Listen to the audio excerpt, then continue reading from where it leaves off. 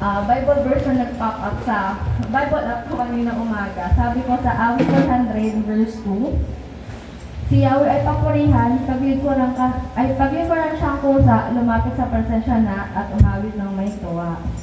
Ayun po, ready na ba ang lahat na magpuri kay Lord? Magpatalang kahiya. Magpatalang kahiya sa mga katabi natin. Dahil ito po ang katabi natin ang ating pagpupurihan kung hindi po si Lord. Amen.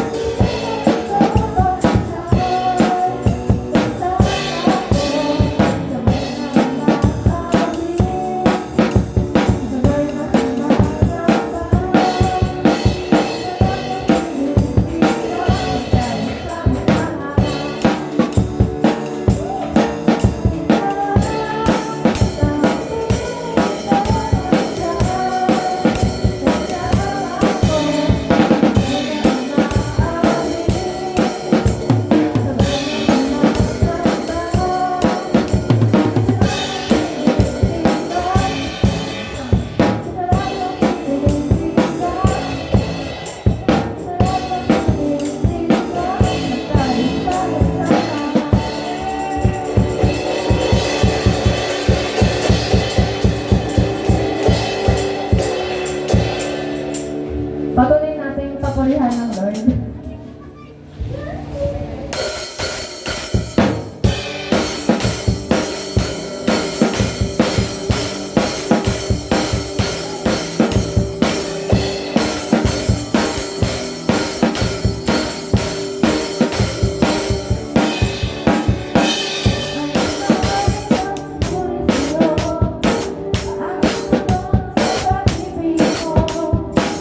Dahil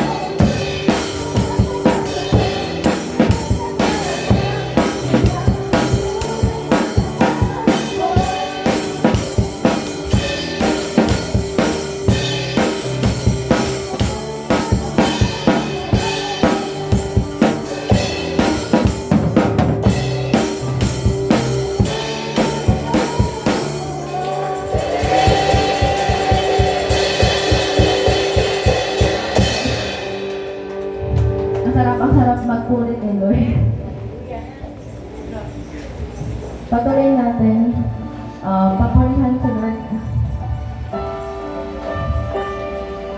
Huwag po tayong mahiya na balikin ang bawat kanta ng buong puso. Kung nahihiya kayo, let's close our eyes para hindi mo maintindihan yung katabi mo.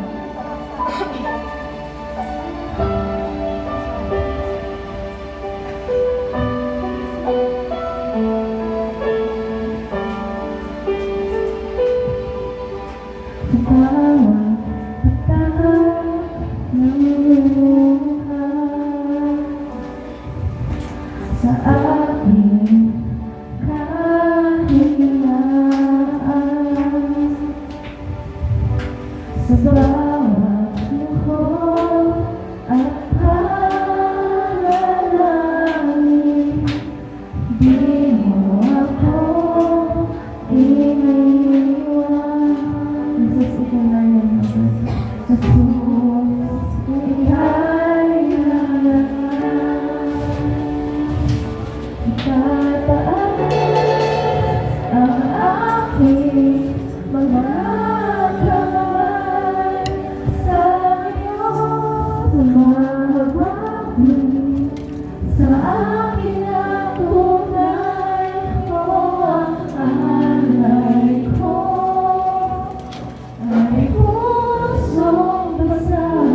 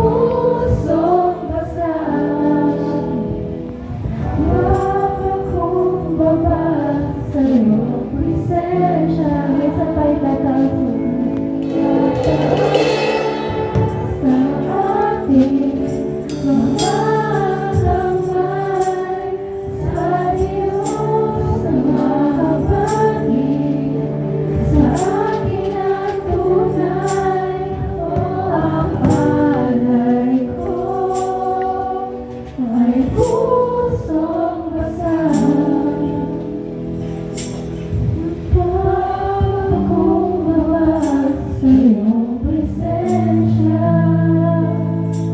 ang alay ko ay pusong basag. Pagkukumbagay sa iyong presensya,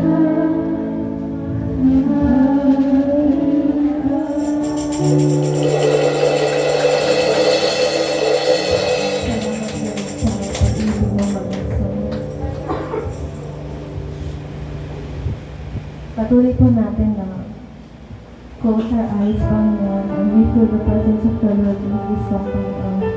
Wala kaming ibang dapat pasalamatan kung hindi ikaw lang, Panginoon. Wala kaming dapat pag-alayan ng buhay namin, Lord, kundi ikaw lang po, Panginoon.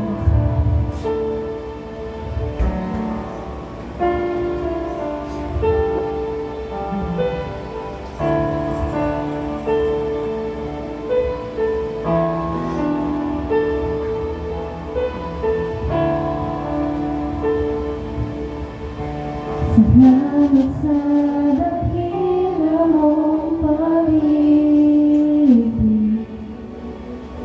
Salamat sa pagyakap mo.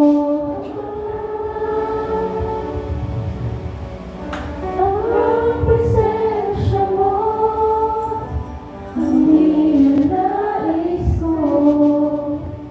Ang puso ko ay para lang sa'yo. Nalalapat ka o ba?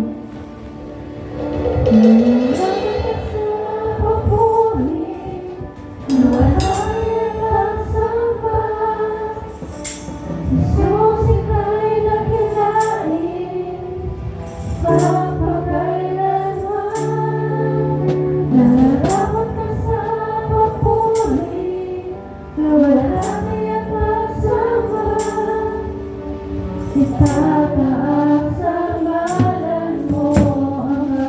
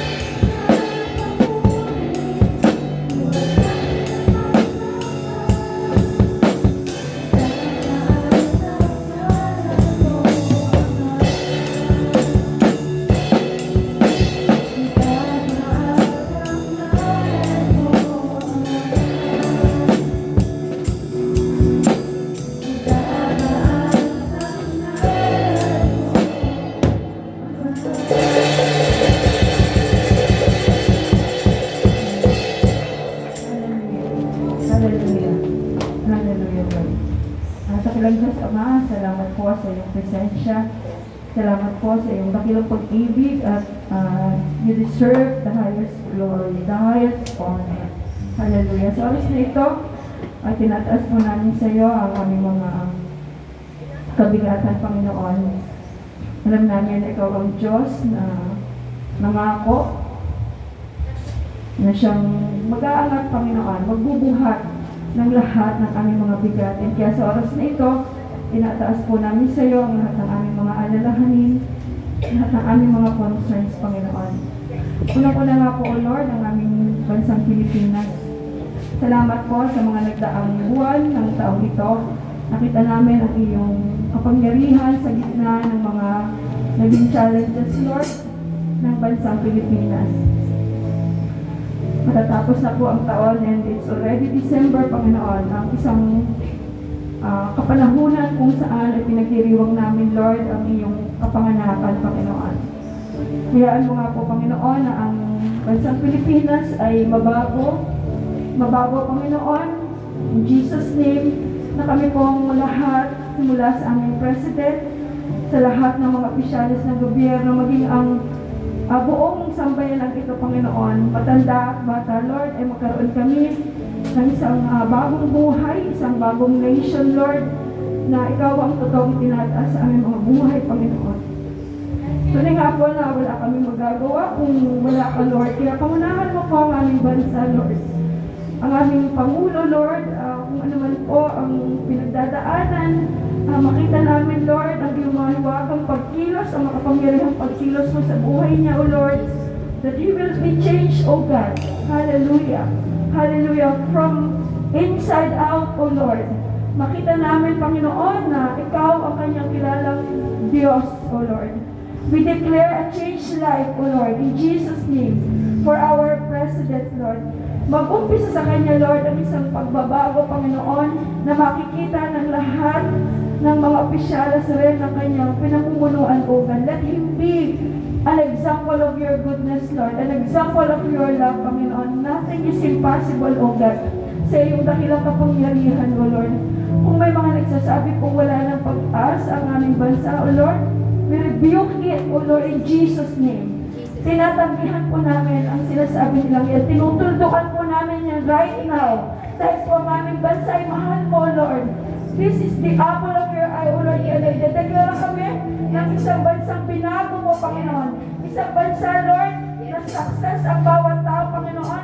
May mabuting puso ang bawat namumuno, Lord. Higit sa lahat, O God, sinasampakan nila, Panginoon.